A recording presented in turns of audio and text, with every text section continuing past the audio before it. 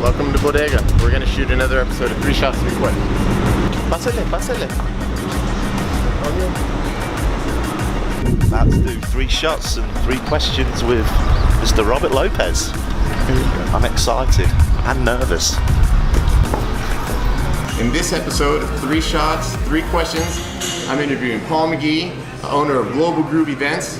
He's been putting on some of the biggest events for the last 20 years. Paul, I'll tell you how this goes. We take a shot, and then I'll ask you a question, and they repeat that for questions 2 and 3. That's the format of the show. So there can't be any retakes because if it keeps taking shots and retakes, we're going to get trashed. Paul isn't a huge fan of tequila.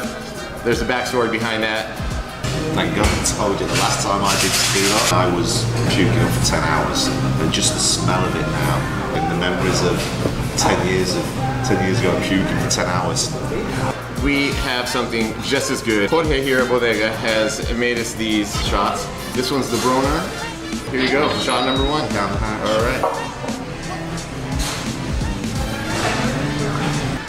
All right, so question number 1. I feel drunk already. How does a guy from England make it all the way to the Rio Grande Valley and put on shows for the last 20 years? How did that happen? I guess it's cool being spontaneous. Everyone has to have a bucket list, and mine was to go to New York for New Year's Eve 20 years ago. I asked my friend, hey, do you fancy going to New York for New Year's Eve? He was like, yeah, let's do it. We spent 4 or 5 nights, we celebrated New Year's Eve. Back in those days, actually, I had hair.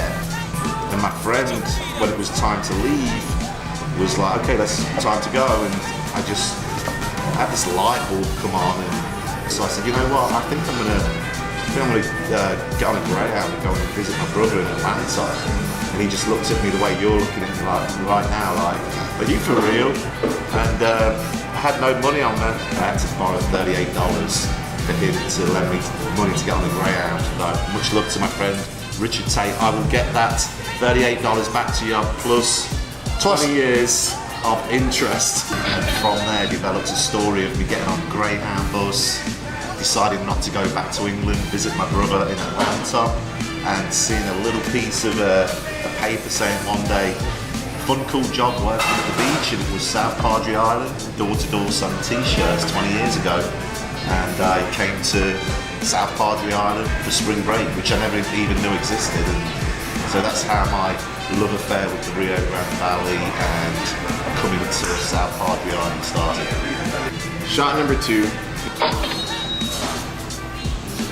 I almost feel like it's cheating when I take shots like that. I like it when shots are colourful because they go down a lot easier. So question number 2.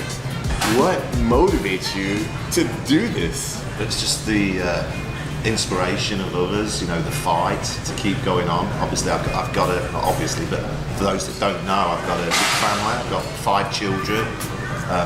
The passion, the drive to succeed. Not just in events, but in life. You want to leave a legacy for your family. Man, that's inspiring. It really is. Thank you. Cheers.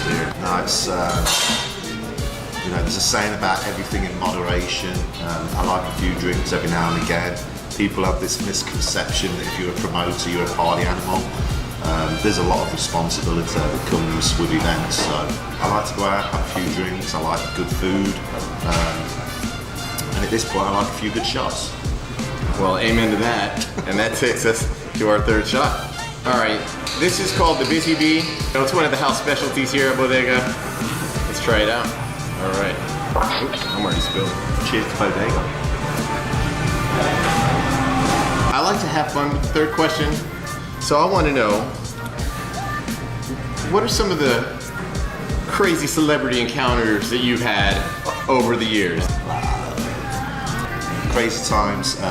First one that comes to mind is being woken up by Vanilla Ice. He was a celebrity guest at one of my events. He also performed, and trying to keep up with Vanilla Ice during a daytime party is not good because he tends to like a lot more Jaeger than I do, and falling asleep when you've got, as you said earlier on, 60 events in 31 days. You do a daytime event, nighttime event, and a certain promoter tried to keep up with Vanilla Ice and passed out. And when you got Vanilla Ice saying, come on Paul, time to wake up to get to the next event, that one will live with me for a while. then other crazy times, and perhaps not so much with the celebrity, but waiting for the DJ or the artist or the celebrity to turn up. Lil Wayne a day late when I had a sold out house at Laredo Energy Arena, and he was detained in Falfurrias. Hip-hop artist Lil Wayne, Grammy Award-winning rapper, has been detained at a border checkpoint. Having to go out and tell 10,000 people that he wasn't going to make it that night, and that was interesting. But he did turn up the next night and perform to a sold-out house. So he actually came out and said he's sorry he was a day late and that he was going to take it out on his music. It was probably one of my best events that I've done or produced in 20 years of doing events. He definitely made up for being a day late. Yes, he did. I know. Yeah. And thank God for that, because if he didn't, I probably wouldn't be having this interview with you right now. There probably wouldn't be 3 questions. There'd be 1 question. Where's Paul Magee gone? 3 great questions with 3 great answers with Paul Magee. Thank you for tuning in. Paul, thank you. Cheers. Thanks, Rob. For making it out. Cheers. Cheers, everybody. Done, man. Yeah. Appreciate it. I think people got a little bit of an insight about that, so that's good.